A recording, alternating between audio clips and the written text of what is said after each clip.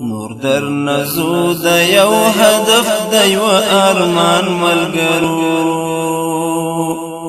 بخشش دعا را تکوي د خدای په امان ملګرو خدای مکړه بیا مو چې عقبا کې نګري وانه نسو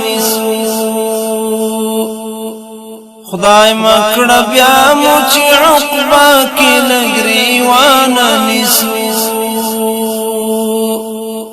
سوچ وکړی نن د عبد الله په دې بیان ملګرو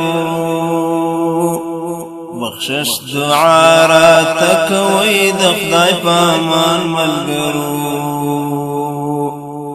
سوچ وکړی نن د عبد الله په دې بیان ملګرو